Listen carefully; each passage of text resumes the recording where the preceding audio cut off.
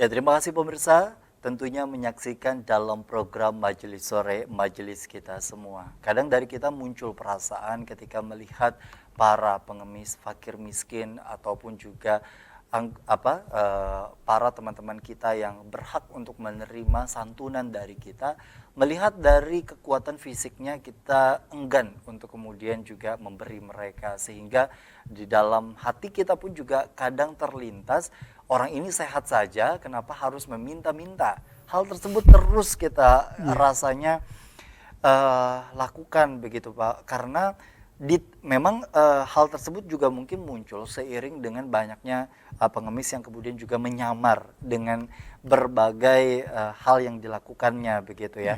Nah, bagaimana dengan kondisi seperti ini? Apakah kita memang itu tadi membiasakan untuk memaksa diri memberi kepada siapapun mereka dan seberapa kuatnya mereka, atau memang harus disesuaikan dengan keadaan dari si penerima?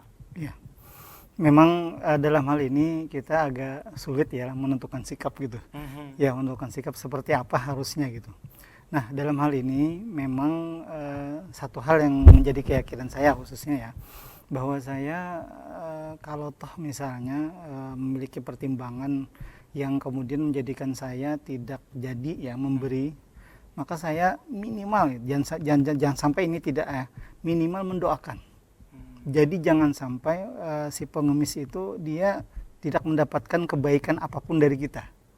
Jadi kebaikan yang kita lakukan berupa materi itu bagus, tapi memang ini mohon maaf ya terkadang juga menjadi dimanfaatkan. Jadi bumerang juga kan? Ya, dimanfaatkan oleh orang itu ya. Tapi di sisi lain kita akan jatuh kepada apa yang disebut dengan buruk sangka. Nah, ya. Jadi memang ini sikap yang sangat sulit posisinya bagi kita. Maka dalam hal ini kalau toh misalnya kita tidak jadi juga ya memberi gitu ya, minimal mendoakan supaya kita tetap memberikan kebaikan kepada orang tersebut. Karena mendoakan saudara muslim, di dalam hadis Nabi disebutkan bahwa setiap seorang hamba yang mendoakan saudaranya tanpa diketahui oleh orang itu gitu, maka doanya itu pasti dikabulkan. Doa di sini termasuk di dalam sholat atau hanya doa di dalam? Doa yang dimaksud di sini langsung ketika kita melihat tidak jadi, ya Allah berikanlah pengemis itu kesejahteraan hidup, berikanlah dia pekerjaan yang layak, berikanlah dia kehidupan yang layak sehingga dia tidak meminta-minta lagi gitu. Artinya ada suara kalimat di dalam hati. Betul. Untuk bisa mengucapkan doa-doa kepada, misalnya kita melihat kadang pedagang yang dagangannya masih banyak begitu ya, kita doakan semoga laku. Betul. Nah, itu juga menjadi bagian dari kebaikan. Itu yang harus dilakukan, jangan sampai itu tidak ada. Artinya kita tidak ada kebaikan sama sekali gitu berarti untuk orang lain itu. Kita kan sudah tidak memberi, minimal kita mendoakan. Satu, yang kedua kita mohon ampun kepada Allah. Ya Allah, mohon ampunkan hambamu ini masih tidak bisa memberi gitu ya, karena dengan berbagai pertimbangan gitu. Mudah-mudahan di kesempatan yang lain engkau berikan hamba bimbingan supaya ringan hati untuk memberi. Nah, jadi dua itu yang penting dilakukan. Ya, kalau memang bicara mengenai kondisi ini sejuk didengar, namun ketika balik lagi ketika di lapangan ada saja yang menjadi penghalangnya. Tapi itu tadi pentingnya hari ini, siapa tahu menjadi pengingat bagi kita semua bahwa betapa pentingnya memang untuk kita hidup di dunia dengan hal-hal yang baik tentunya. Bicara mengenai hal yang baik, itu tadi kan untuk makhluk berbentuk manusia. Betul.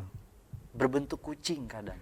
Ini juga seringkali semacam menjadi sebuah hal yang cukup dirasa mengganggu ketika kita sedang makan. Di rumah makan, di warung, atau kadang di rumah kucing datang begitu, yang kemudian juga ketika kita kasih hal tersebut seolah-olah tidak dirasa cukup, lalu kemudian semakin banyak kucing yang datang akhirnya sehingga akan membuat kewalahan begitu. Nah, bagaimana sebenarnya kita begitu memperlakukan kucing sebagaimana Rasulullah begitu memuliakan kucing ya, yang kemudian juga setidaknya mungkin ini menjadi pendidikan atau pemahaman juga untuk kita Pak. Ketika misalkan ketika lagi makan atau ketika kita dihampiri kucing, adab seperti apa yang harusnya kita lakukan? Ya, jadi ini kaitannya dengan menyayangi binatang ya, dan menyayangi binatang itu adalah merupakan bentuk juga kita kepada kasih sayang kita kepada makhluk Allah. Di dalam hadis Nabi kan disebutkan irhamu man fil ardi yarhamkum man fis sama. Sayangi oleh kalian semua makhluk ya, man fil ardi itu semua ya, semua gitu ya. Nanti akan diberikan balasan berupa kasih sayang orang-orang yang ada di langit berupa dari para malaikat dan khususnya dari Allah Subhanahu wa taala. Nah, menyayangi binatang ini memang itu juga menjadi bagian dari kesempurnaan iman ya, kesempurnaan iman.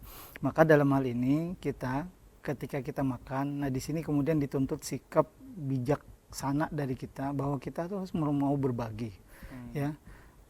Dan kita harus punya keyakinan bahwa membagi kita itu pasti akan dibalas Allah. Kita jangan kemudian memiliki pandangan bahwa ketika kita bagi itu akan berkurang. Apalagi nanti takutnya kalau tambah banyak, ya nanti kita nggak ada lagi gitu bagian dari kita gitu, malah akan merepotkan dan atau akan mengotori tempat kawasan kita misalnya. Ya, itulah bisikan dari syaitan. Ya, yang membuat kita kemudian menjadi enggan dan banyak pertimbangan gitu. Maka dalam hal ini abaikan itu semua. Ya, artinya kita yang penting kita niat untuk berbagi semampu kita gitu. Apa yang bisa kita berikan? Kalau misalnya kita makan untuk kita gitu, kita bagi ya untuk si kucing misalnya. Kalau ini lebih banyak lagi ya mudah-mudahan kita berdoa kepada Allah semoga diberikan rezeki yang lebih lagi sehingga lebih lagi gitu. Artinya ketika misalnya kucing itu tambah banyak, oh ini pertanda bahwa Allah akan menambah rezeki saya. Seperti itu. Jadi berpikir positif, husnuzon, sangka baik, terus melakukan kebaikan, tentunya juga itu yang harus sebenarnya dilakukan. Betul. Artinya juga hal tersebut menjadi bagian yang bukan berarti ketika kita dihampiri kucing bisa jadi itu pertanda dari Allah begitu ya, bahwa mungkin dari sebagian rezeki yang kita miliki itu harus dibagikan dengan makhluknya, bukan hanya sesama manusia. Jadi Allah itu menginginkan kita itu berbuat baik. Jadi Allah itu kadang ketika kita menginginkan ketika Allah menginginkan kebaikan dari kita, Allah kirim gitu orang-orang, makhluk-makhluk binatang untuk gitu. Mentes dalam tanda petik gitu ya, sejauh mana keimanan kita. Iya betul. Baik. Bicara mengenai keimanan, tingkat keimanan seseorang kan kadang ada yang turun naik, Pak. Betul.